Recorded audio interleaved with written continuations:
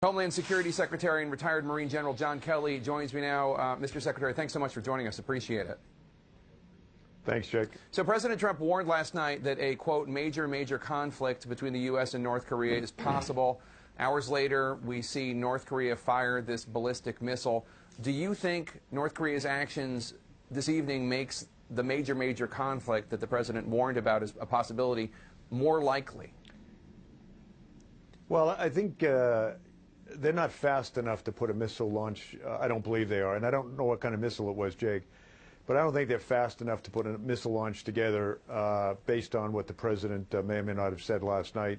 This was probably something they had planned. They could certainly have slowed it down, but they seem to be pretty intent on developing the capability, both missile technology as well as nuclear technology. And, you know, it's a real concern for anyone that knows about the possibilities of them linking a missile to a weaponized atomic device or nuclear device. The missile launch is believed to have been a failure. That's the word right now. Has the U.S. used its cyber arsenal to sabotage North Korea's missile program?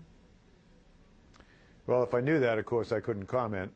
But I don't know. It's you know, this missile technology business, and you know, I'm not a scientist or a technotype, but the missile technology business is complicated. They've got some pretty good scientists, obviously, but they don't have people like we do in the numbers we have.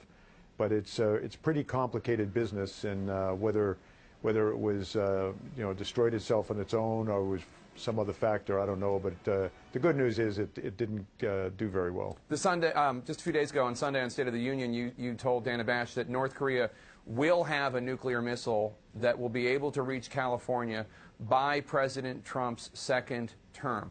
Is the development of the ability to launch such a missile in itself a red line? Meaning, if it becomes a certainty that they have that technology, would the U.S., without question, strike to prevent it from happening?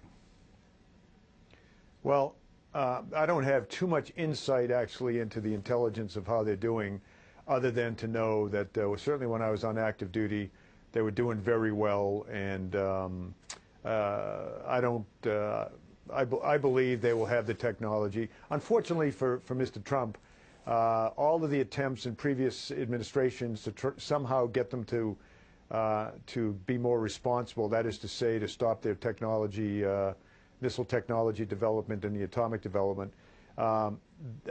They tried to do it, and they essentially failed. And I don't criticize them. They did try. Mr. Obama, Mr. Bush, probably Mr. Clinton.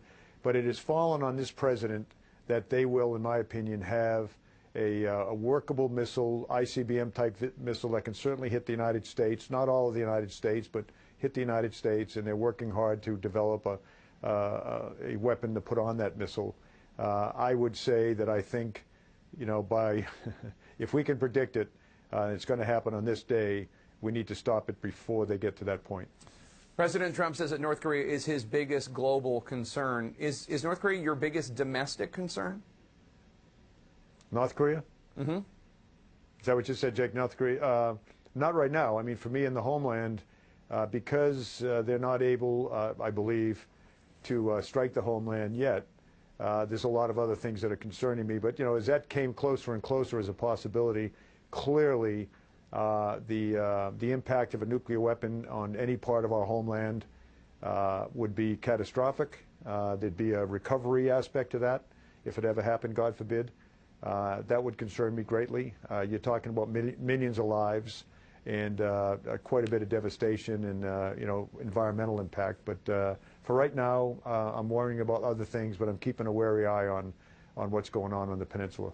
I want to get to those other things in a second, but just one last question. On the North Korea issue, what's your response to critics who suggest that President Trump's language and rhetoric about the North Korean issue might actually be increasing tensions? Well, I don't think they're increasing tensions at all. This guy that's running, or the dictator in North Korea, is on his own program. You know, even China and others are trying to influence him to stop his actions.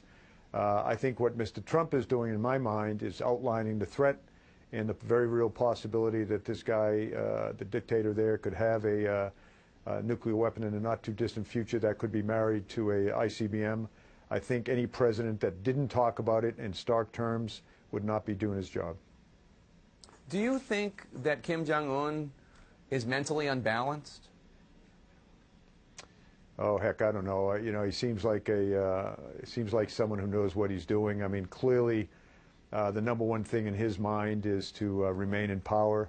I think in the dynamic of a dictatorship like that, he's got to do that by convincing everyone around him, first of all, holding them all in stark terror, and convincing everyone around him that he's a strong man and is willing to stand up and all the rest of the rhetoric. I think the only way to decide whether he's insane or not is to lay him down on a couch and have a battalion's worth of psychiatrists talk to him and figure it out. Secretary Kelly, stick around. We got lots more to talk about.